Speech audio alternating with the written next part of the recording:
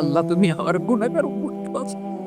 বিশ্বনবী পাগলের মতো একবার হাউজে কাউসারে যাবেন, একবার সিরাতে যাবেন, একবার পুলসিরাতের দিকে, একবার হাউজে কাউসারের দিকে পাগলের মতো দৌড়াতে থাকবেন। তার কোনো গুনাহগার উম্মত যাতে জাহান্নামে ঢুকে না যায়, সেদিন কেউ সুপারিশ করতে পারবে না বিশ্বনবী ছাড়া। কিয়ামতের ময়দানে ওই বিভীষিকাময় সময়ে মুসিবতের কালে মানুষগুলো পাগল হয়ে বিশ্বনবীকে খুঁজতে আরম্ভ করবে। সবাই মিলে বিশ্বনবীর কাছে যেয়ে বলবে, ইয়া রাহমাতাল লিল আলামিন, ইয়া খাতামান নবীন, রাহমাতাল লিল আলামিন। দেখেন আমাদের কি অবস্থা, কি কঠিন বিপদে আমরা আছি, দাঁড়াতে পারি না, সূর্যের আলোতে ঘেমে হয়রান। আজকে কেউ সুপারিশ করতে পারবে না। সব নবীরা অপারগতা স্বীকার করেছে, তারা বলেছে আপনি ছাড়া কেউ নাকি আল্লাহর সামনে দাঁড়াতে পারবেন না, আপনি একটু সুপারিশ করেন। বিশ্বনবী বলবেন, আসো আসো, আজকের দিনে আমি ছাড়া আল্লাহর সামনে কেউ দাঁড়াতে পারবে না। বিশ্বনবী মাকামে মাহমুদে যে আল্লাহু আকবার বলে সিজদায় লুটিয়ে পড়বেন। আল্লাহ রাব্বুল আলামিন বিশ্বনবীকে এমন কিছু চমৎকার শব্দ শেখাবেন, ওই শব্দগুলো দিয়ে আল্লাহর প্রশংসা করে বিশ্বনবী কাঁদতে আরম্ভ করবেন। বিশ্বনবী এমন ভাবে অজর দ্বারায় সিজদায় লুটিয়ে পড়ে কাঁদবে, রব্বুল আলামিনের রহমতের দরিয়ায় জোশ লেগে যাবে। রব্বুল আলামিন এই দৃশ্য থেকে সহ্য করতে পারবেন না। রব্বুল আলামিন বলবেন, ইয়া মুহাম্মদ ইরফা রাসাক, ও নবী আপনি মাথা তোলেন, মাথা তোলেন, আপনার কান্না আমি সহ্য করতে পারি না। নবী আপনি মাথা তোলেন, সাল তুতা, আজকে আপনি যা চাবেন তাই দেব। নবী আপনি সিজদা থেকে মাথা তোলেন, সাল তুতা, যা চাবেন তাই দেব। ওয়াশফা তুশাফা, যার জন্য সুপারিশ করবেন তার সুপারিশ কবুল করে নিন। বিশ্বনবী এবার মাথা তুলবেন। যে বিভীষিকাময় সময়ে প্রত্যেক নবী বলেছেন আমি পারবো না, প্রত্যেক নবী বলেছেন নাফসি নাফসি, আমার কি হবে আমি জানি না, আল্লাহ আমারে বাঁচা। প্রতিটি নবী বলবেন নাফসি নাফসি, আল্লাহ তুমি আমারে বাঁচাও, আমারে বাঁচাও। বিশ্বনবী মাথা তুলবেন, তুলে বলবেন রব্বি হাবলি উম্মতি, আল্লাহ তুমি আমার গুনাহগার উম্মত বাঁচাও। এই দুনিয়ার বুকে রব্বুল আলামিন সব নবীকে একটা করে দাওয়া মুস্তাজাবা দিয়েছেন, মানে যে দোয়া করলে কবুল হয়ে যায় সাথে সাথেই। দাও বিহা, দুনিয়ার সব নবীরা ওই দোয়াটা দুনিয়ায় করে ফেলেছে। সব নবীকে আল্লাহ একটা করে দোয়া দিয়েছেন, নবী দোয়া করলেই কবুল। সব নবীরা ওই দোয়া করে ফেলেছে দুনিয়াতে। বিশ্বনবী বলেন আমি করি নাই। ওয়া ইন্নী আফতাবিউ দাওয়াতি শাফাআতান লি উম্মতি ইয়াউমাল কিয়ামাহ, আমার ওই স্পেশাল দোয়াটা আমি দুনিয়ার বুকে কঠিন বিপদে পড়েও কোনোদিন করি নাই। আমি আমার স্পেশাল দোয়াটা কিয়ামতের দিন আমার গুনাহগার উম্মতকে সুপারিশের জন্য রেখে দিয়েছি। আল্লাহ বলবেন নবী ইরফা রাসাক, মাথা তোলেন, আর কাঁদবেন না। বিশ্বনবী মাথা তুলবেন, আল্লাহ বলবেন সাল তো অথা, আপনি যা যাবেন তাই দেব। ওয়াশফা তুশাফা, সুপারিশ করেন, সুপারিশ কবুল করব। বিশ্বনবী বলবেন আল্লাহ ওই স্পেশাল দোয়াটা দুনিয়াতে করি নাই, আজকে আমি তোমার দরবারে দাঁড়িয়ে কিয়ামতের দিন ওই দোয়াটা করছি। আল্লাহ আমার যে উম্মতের হৃদয়ে যাররা পরিমাণ ঈমান আছে, আমার একটা উম্মতকেও তুমি জাহান্নামে ঢুকাতে পারবা না। বিশ্বনবী পাগলের মতো একবার হাউজে কাউসারে যাবেন, একবার সিরাতে যাবেন, একবার পুলসিরাতের দিকে, একবার হাউজে কাউসারের দিকে পাগলের মতো দৌড়াতে থাকবেন।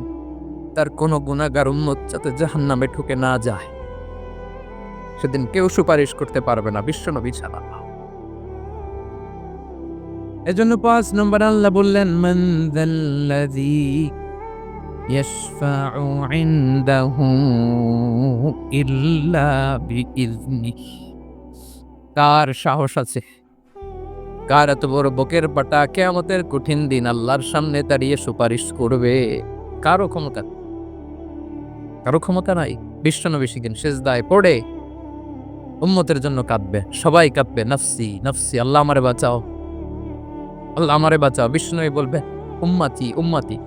বিশ্বনবী আমার জন্য কাঁদবে, আপনার জন্য কাঁদবে, আমাদের জন্য সেদিন কেঁদে কেঁদে জাহান্নামের দরজায় দাঁড়িয়ে আমাদেরকে টেনে টেনে জান্নাতে ঢুকাবে।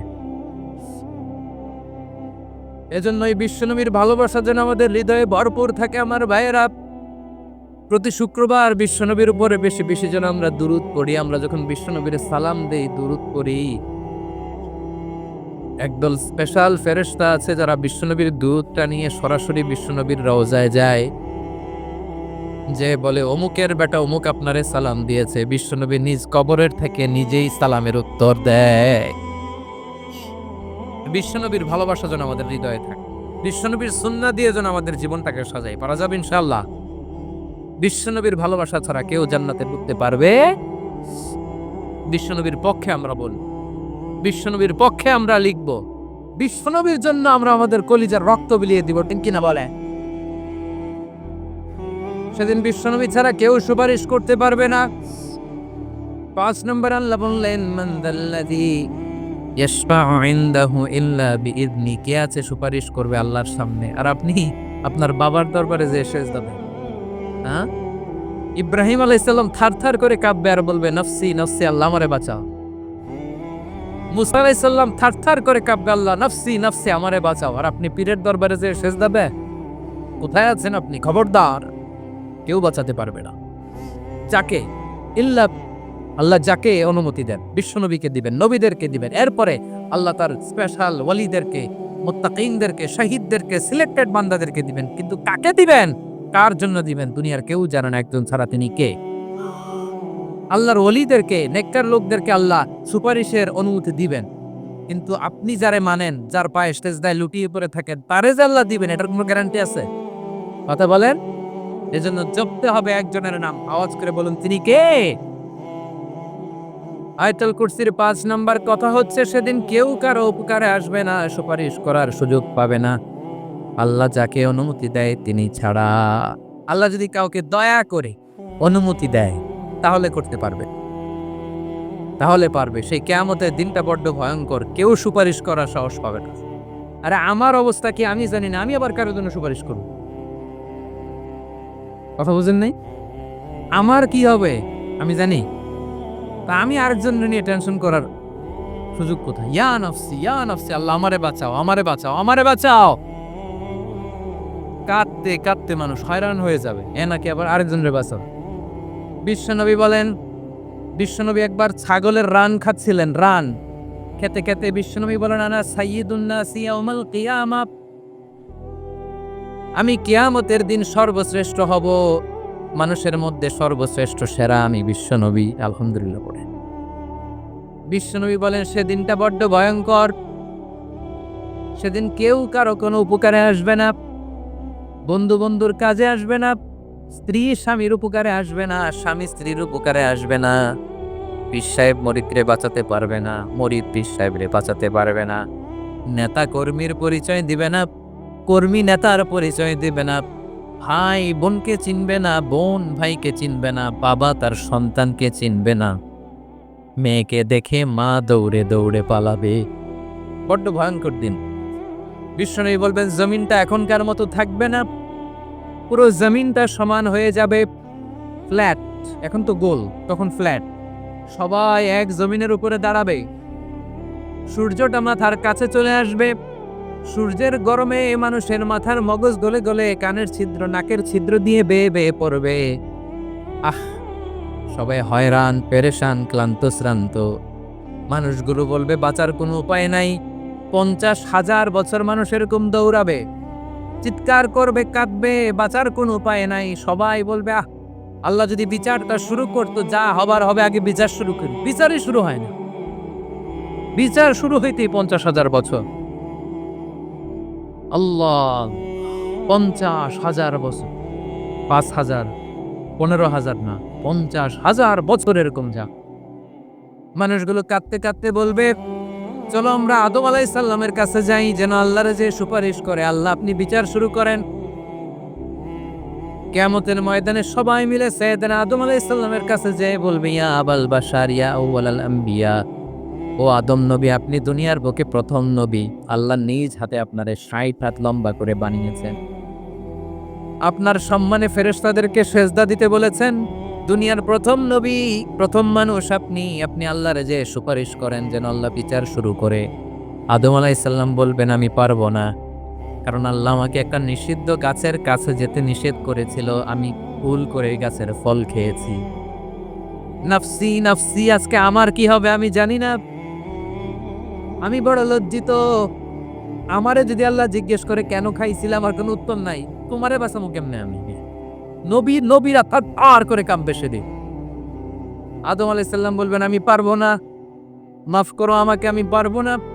ওই যে ভুল করে গন্ধম খেয়ে ফেলেছে, নিষিদ্ধ গাছের ফল খেয়ে ফেলেছে, আমি বড় লজ্জিত অনুতপ্ত, আমি পারবো না। আজকে আল্লাহ এত রাগান্বিত হয়েছে, আগে কখনো আল্লাহ এত রাগান্বিত হয় নাই, ভবিষ্যতে আল্লাহ কখনো এত রাগান্বিত হবে না। আমি পারবো না। এক কাজ করো, তোমরা নূহ আলাইহিস সালামের কাছে যাও। কোন নবী? লোকেরা এবার পাগলের মতো দৌড়াতে দৌড়াতে আল্লাহর নবী নূহ আলাইহিস সালামের কাছে যেয়ে বলবে, ইয়া নবী আল্লাহ নূহ, আনতা আউয়ালুর রুসুলি ফিল আরদ, আপনি জমিনে প্রথম রাসূল।